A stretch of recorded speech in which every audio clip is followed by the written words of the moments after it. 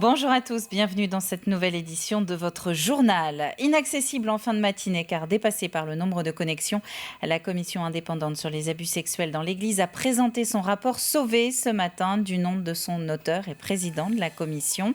Le résultat de 2 ans et demi d'audition et d'enquête, 2500 pages désormais intégralement accessibles. On apprend notamment que 216 000 mineurs ont été victimes de clercs et de religieux depuis 1950, 330 000 si l'on ajoute les personnes agressées par des laïcs travaillant dans les institutions de l'Église. Une conférence suivie de près en Vendée où 80 anciens pensionnaires de Chavagne-en-Paillé se sont notamment fait connaître. Une conférence de presse est organisée cet après-midi au sein de l'évêché de Luçon pour faire le point sur les actions menées par l'Église catholique en Vendée.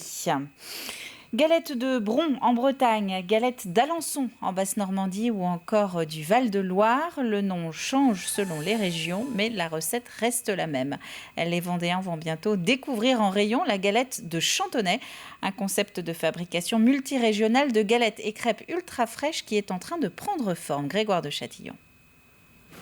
Après, on a un local qui servira à fabriquer les pâtes, qui serviront pour l'élaboration des crêpes et des galettes. Entre 40 000 et 80 000 crêpes et galettes seront produites ici chaque semaine, dans cette usine qui sera opérationnelle au mois de novembre prochain. C'est ce que visent les dirigeants de la galette de Chantonnay. Ils n'en sont pas à leur premier coup d'essai. On a déjà 3 sites actifs aujourd'hui, en Bretagne, en Normandie et en Pays de Loire. Donc c'est la 4e usine, donc effectivement le process, on le connaît assez bien. La galette de Chantonnay, la voilà, mise en évidence dans ce supermarché. Produite dans l'usine d'Angers, elle inonde déjà une bonne partie du territoire vendéen. La nouvelle usine va lui permettre de s'ancrer durablement. Cette fabrication locale va alors faciliter la livraison de proximité. Ici, on est à la galette de Chantonnay pour tout le territoire vendéen et charentais, le début charentais.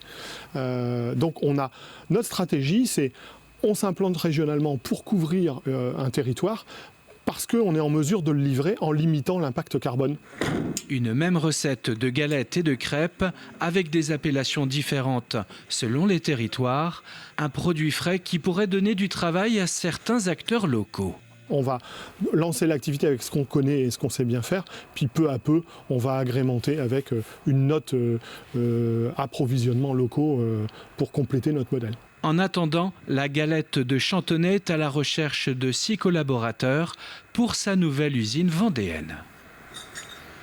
Au chapitre social à présent, un mot sur cette journée de mobilisation à l'appel de plusieurs syndicats. Parmi les revendications, le rejet de la réforme de l'assurance chômage, le refus de voir revenir celle des retraites à l'occasion de la campagne pour la présidentielle 2022 ou encore la demande d'amélioration des conditions de travail et d'études. Un rassemblement était notamment prévu ce mardi à 14h, place Napoléon à La Roche-sur-Yon. Recherche de l'action, fuite de la routine ou encore envie de vivre un métier peu commun, 30 jeunes Vendéens ont signé leur contrat d'engagement hier auprès de l'armée de terre. Une signature symbolique avant de rejoindre aujourd'hui leurs différentes affectations, parmi lesquelles les pompiers de Paris. L'année dernière, le CIRFA, on a recruté sur l'année 183 jeunes. La moyenne est plus aux alentours des 160. Donc là, pour un même mois 30, pour nous, c'est un record qu'on n'avait jamais fait encore. Donc ça prouve un bel élan des jeunes Vendéens pour l'armée de terre et pour servir la France. Les jeunes, ils s'engagent au sein de l'armée de terre pour un contrat de 3 à 5 ans, aujourd'hui c'est ça, dans beaucoup de régiments différents de toute la France. Et donc voilà, ils vont partir dans différents régiments, ils partiront faire des missions à l'étranger, comme ce qu'on appelle les OPEX. Ils feront aussi des missions à l'intérieur du pays, ce qu'on appelle sentinelles, mais voilà, c'est les futurs militaires de demain qui vont protéger la France. Et notez que 5 femmes font partie de ces 30 nouveaux engagés. Autour d'1 millier de mineurs sont actuellement suivis par l'aide sociale à l'enfance en Vendée, c'est-à-dire des jeunes enfants et des jeunes adultes qui souvent sont privés de ce qu'on appelle un soutien naturel par des parents directs. Parmi les aides possibles, il y a l'association La Grande Famille Vendée qui vient justement d'organiser ce week-end son forum d'accompagnement. Les membres de l'association ont pu y être mis en relation avec des professionnels de la santé, du logement ou encore de l'emploi. Alexia Janet. Dans ce forum, des professionnels de santé, du logement ou encore de l'éducation. S'ils sont ici, c'est pour accompagner ces jeunes, âgés de 18 à 21 ans, au parcours parfois compliqué, puisque tous ont été accueillis par la protection de l'enfance. L'objectif, c'est de se faire connaître aux jeunes et que les jeunes deviennent un peu plus autonomes et qu'ils sachent, qu'ils se disent « Ah oui, alors je les ai vus au forum, je peux les contacter pour une agence d'intérim, pourquoi pas recruter, pourquoi pas des jeunes hein, pour le centre de formation, recruter des jeunes en formation aussi. » Car pour beaucoup d'entre eux, se lancer dans la vie relève parfois du combat. C'est le cas notamment de ces jeunes arrivés sur le territoire en tant que mineurs non accompagnés. Après notre majorité, on a tout le temps des problèmes de logement, problèmes de travail, problèmes de budget. Le plus important que j'ai vu les CAF. Du coup, j'ai parlé avec un peu pour mon parcours. Aidés pour les démarches administratives, mais pas seulement.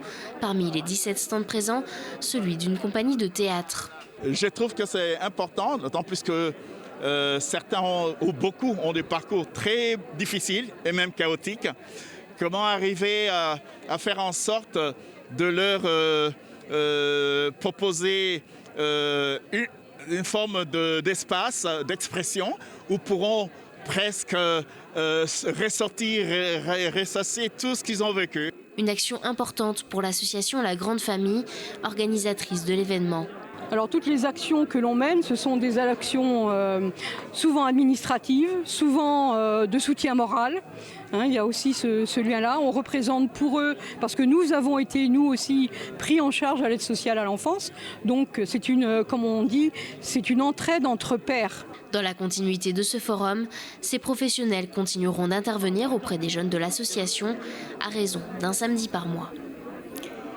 Et nous allons finir ce journal avec quelques images d'Aubigny-les-Clouseaux. C'était ce week-end. L'association Les Artilleurs de Vendée n'a pas franchement été aidée par la météo, mais les passionnés ont malgré tout maintenu une partie de leur reconstitution historique. Une immersion dans le quotidien du 3e régiment d'artillerie de marine, un régiment qui, pour la petite histoire, a combattu sur le port des Sables-d'Olonne et qui a participé à toutes les campagnes de l'Empire. Un mot de météo également avant de terminer ce journal. Et vous le voyez, c'est un après-midi a priori un peu plus sec quand même que ce mardi matin. Les nuages seront également chassés par le vent. Ils vont aller chez les voisins. C'est la fin de ce journal. Merci à vous de l'avoir suivi. Très bon après-midi sur TV Vendée.